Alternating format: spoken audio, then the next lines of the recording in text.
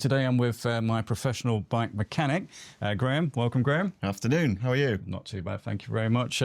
He's actually done a fantastic service on my bike. I've asked pretty much, well, I would say what I think is near the impossible by going as wide as possible with these tyres. But if you want to just break down what you've done to the bike so far. Sure. So what I would call a gold service, effectively. So full strip down of the bike, no stone left unturned. So I literally will do everything I possibly can to make the bike mechanically sound.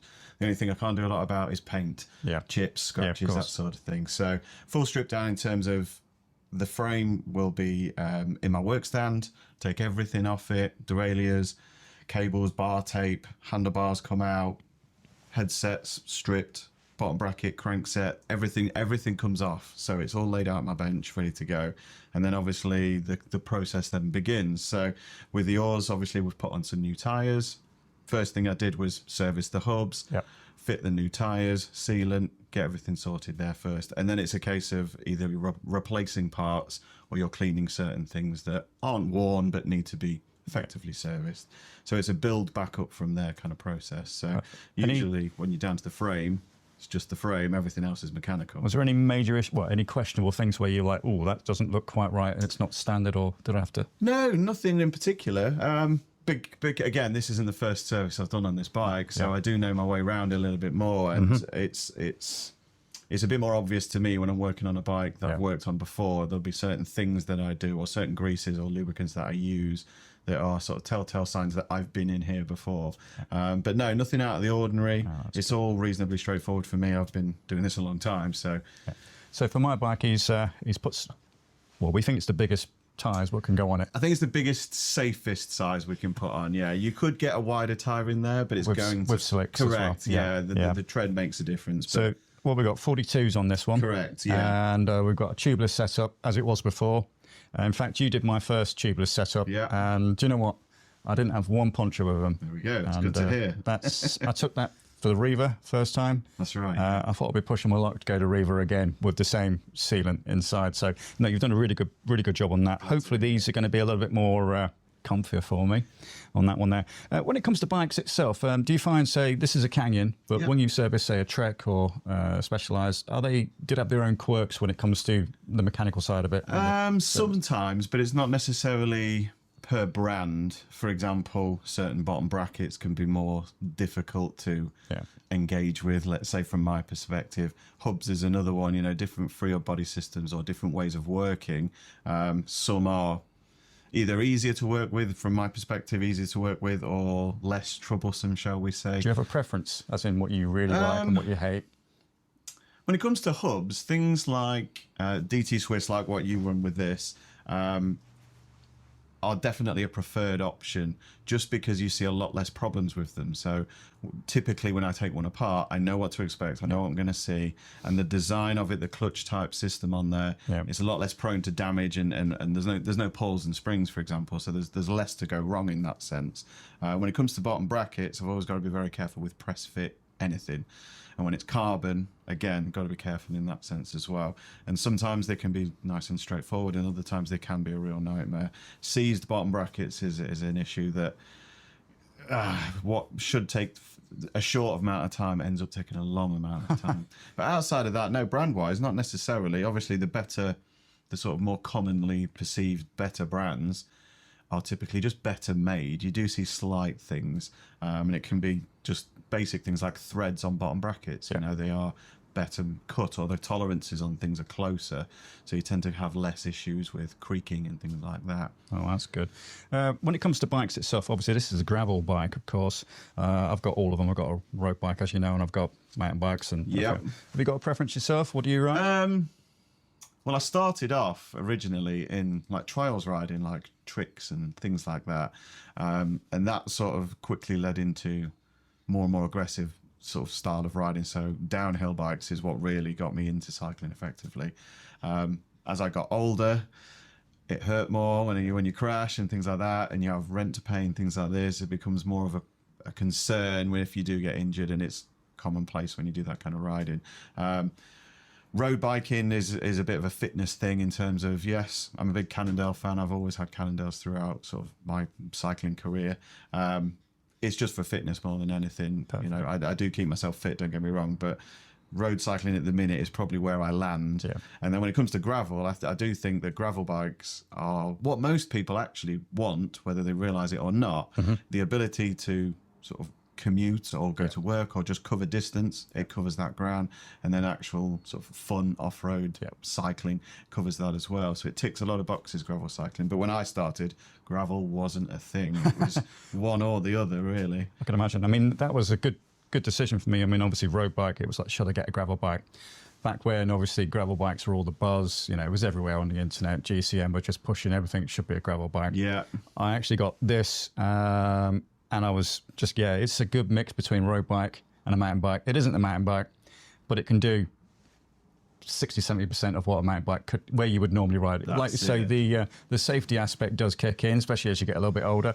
And I could go faster, I could go a little bit more daring, but you just sort of lean back a bit sometimes, don't you? You start to question decisions at some point. Cool. So when it comes to obviously the bike mechanic side of it, how did you get started into it?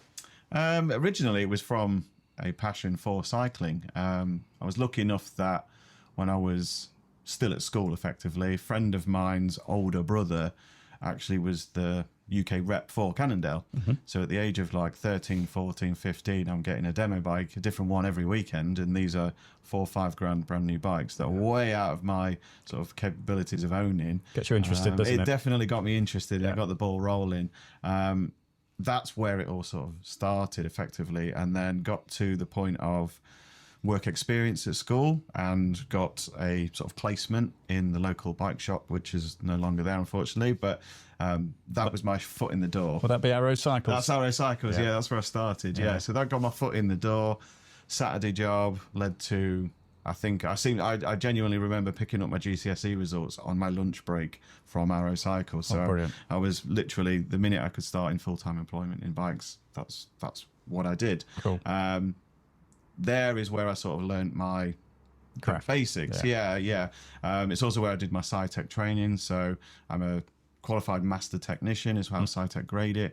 I did all of that at Arrow because it was a great place to do it. You had the time to do the coursework or spend time with tutors and things like that, but you also had the bikes and the level of bikes to work on. So that's where I sort of did my initial qualifications. And I think at the time I was the youngest person to be level 2 qualified. So we're talking 20 odd years ago now, but like at the time, I was quite proud of that achievement. And I just knew that that's what I wanted to do. So if I'm going to do it to the best of my ability. Or that sounds great. Have you.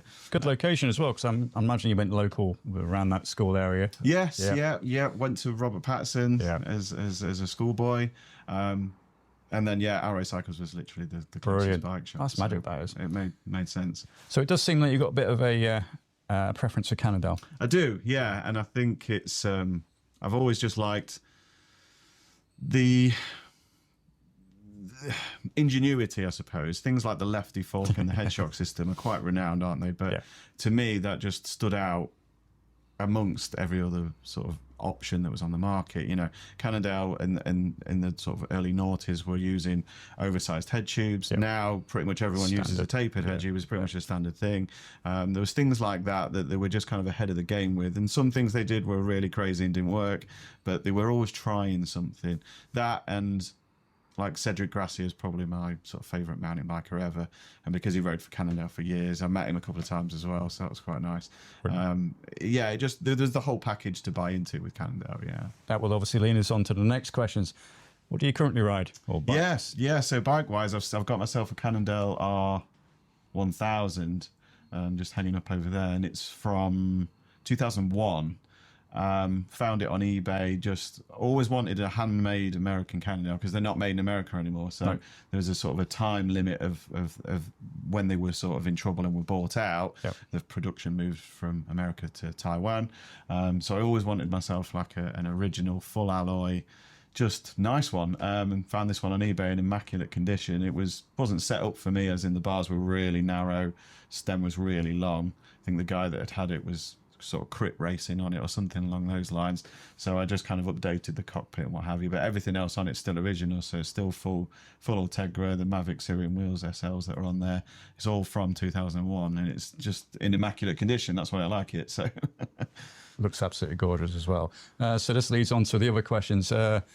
Quick fire on this one. Yeah. Rim brake or disc brake? Disc brake.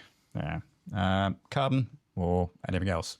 Carbon. Really? Yeah. I'm really surprised. Yeah. I would have thought you'd been in titanium. No, yeah, it's like, well, titanium it's just the price of it. Like, it just puts so many people, it's in a bracket that so many people can't stretch to. Yeah. Yes, it's a very sort of Gucci luxury sort of material to use, and you do see pretty much with every titanium frame, it is really well made. But yeah, carbon technology's come on a long way. The price of it's a lot more affordable. Certainly has. I can testify to the cheapness of carbon sometimes. I mean, I've been AliExpressing carbon bits for years. You go through a phase of trying it and then realising I'll just buy the proper thing in the end. Yeah. But it's good fun to do it. So next question would be, if you had an ideal bike, you know, the unobtainium bike, what you could never afford, what would it be? Ooh. What is the current thing? What's on your hot list? It'd be a mountain bike. Yep. Something probably like an Enduro e-bike. An e-bike? Like, yeah, I was going to say. I was going to broach the e-bike section in a minute because, I mean, I've never touched an e-bike. I know some people do ride e-bikes and they ride it for a purpose, as in they've got knee or hips or age or something which is slowing them down from normal riding, but they still want to get out. So that's brilliant. That's it. But you look completely able-bodied. I'm very able-bodied. So is it just you don't like pushing up? It's just the lazy part of it, yeah. I'm pushing 40, so I like to... It was always about the speed and the ride and downhill for me, so if I can have a lightweight-ish electric mountain bike, for example, it'd be something, with price is no object, it'd be something really high-end so that weight is as low as possible. Fox forks, Shimano XTR throughout, that sort of thing. Yeah, it's going to be expensive, but I'm just lazy in terms of I much prefer the downhill side of it. I suppose if you've got the money to waste on one, then you might as well go all in. There you go, that's it, yeah. So this leads on to the gearing, obviously, for road bike and gravel bike, I suppose. Ideal group set. Road bike, I think Ultegra, and again, Di2 Ultegra as well. It doesn't necessarily about which model of it, but the Di2 from Shimano, for me, from a customer's perspective and a mechanic's perspective, it is pretty bulletproof. It very rarely goes wrong. Okay, SRAM's sort of approach with full wireless is that next level up. That's great, but again, it comes with a price. However, 105 doesn't quite come up to scratch in terms of the quality of it.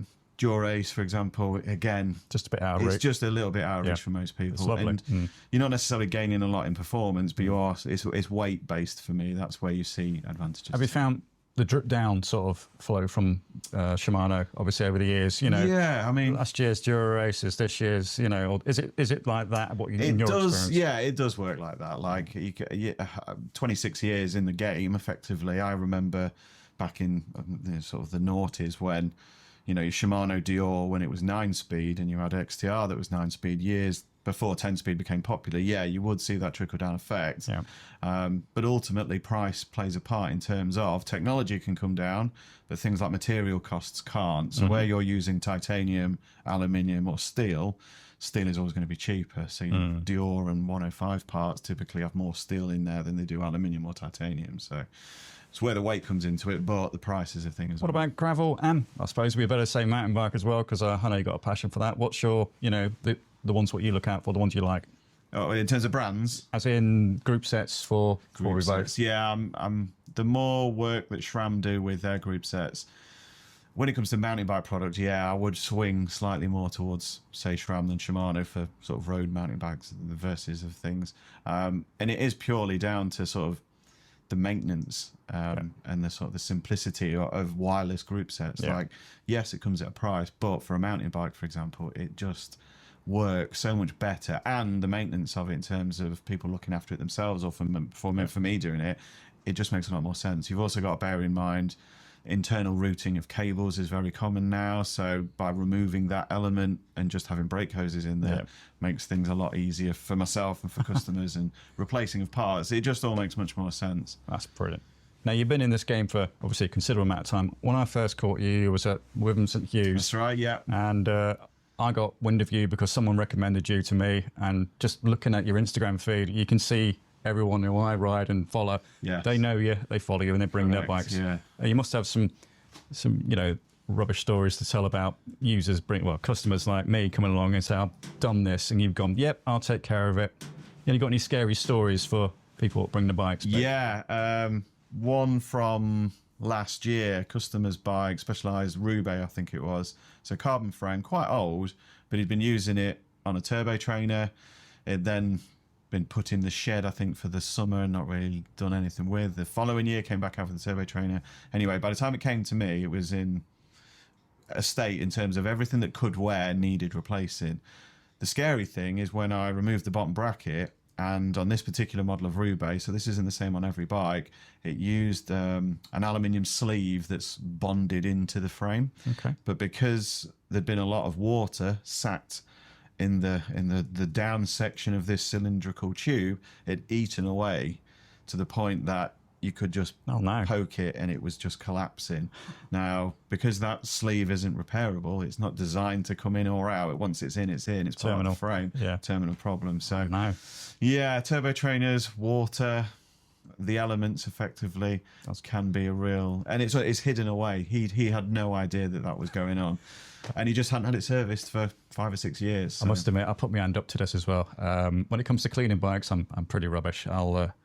later or next time. You're not as bad as some of the ones I see. Yeah. Have you got any recommendations? You know, the ideal sort of bike mechanic would say, this is what you need to look out for. The chain, obviously. What else would you recommend? Chain in terms of wear. Yep.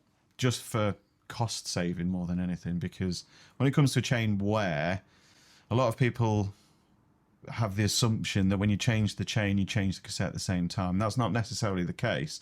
The cassette will only need replacing if it's worn, and the only reason it'll become too worn is if the chain is stretched beyond a point. So just keeping an eye on your chain wear and changing your chain at regular intervals can save you the price of a cassette multiple times over. Chain tools can be a tenner, so for the sake of a tenner, it depends on your level of cassette, you can save yourself some money.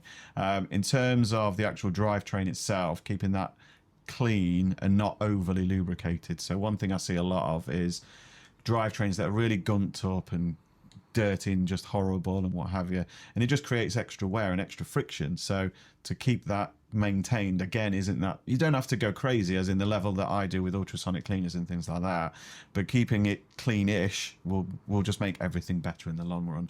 And brake pads, the amount of times I see bikes with brake pads that are dangerously low, and the customers have no idea that they've not checked them, or they don't know how to, or they don't know what to look for. To the point that this year alone, I've had multiple bikes where the brake pads have worn down to the metal.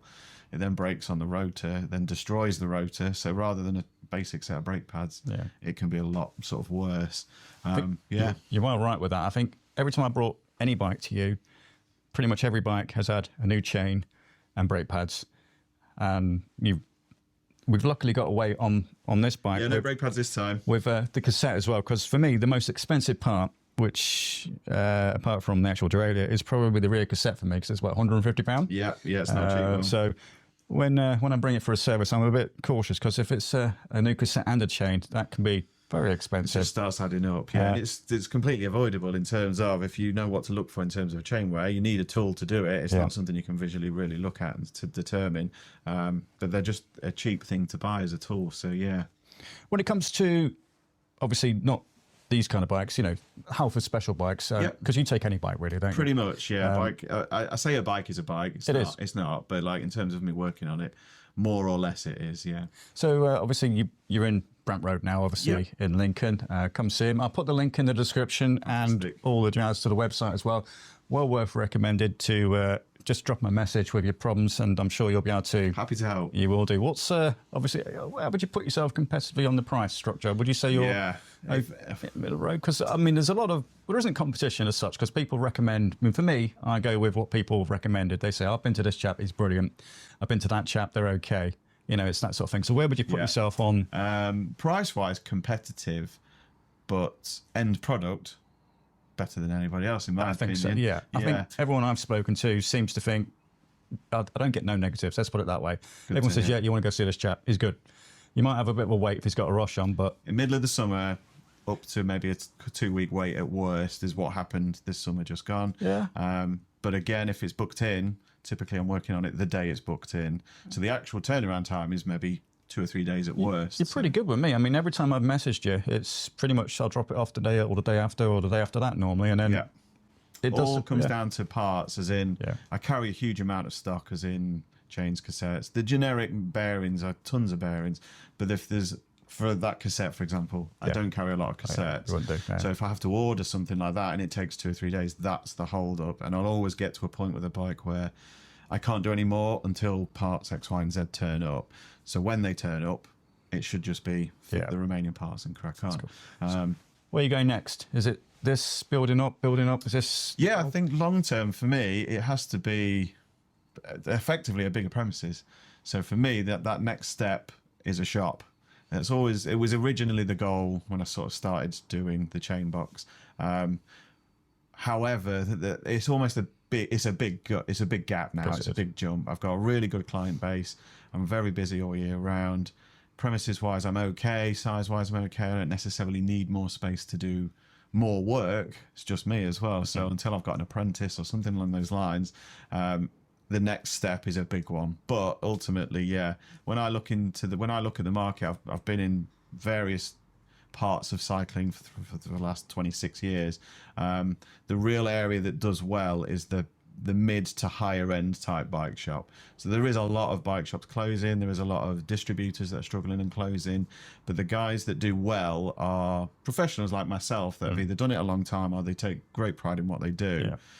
And you're dealing with bikes that are probably 3 to 4 grand plus, up to the 10, 15 grand mark, because they're the kind of customers that want that level of competency as well as professionalism, as well as thoroughness of the job. And people like myself are hard to find now. It's becoming a rare sort of niche part of the industry effectively. You can go into many bike shops and find mechanics, but a lot of the time they're not there for the long haul or there for the profession of it. They're there because they're working at uni, and that's the uni type level job, or they like cycling. You walk into a bike shop, 9 times out of 10, everyone in there is a cyclist. Of course, yeah, that's what you expect. It's what you expect anyway. as well, but they just get to a point, I think, where career options are limited. So they ultimately end up not staying in the industry. Yeah, that's true.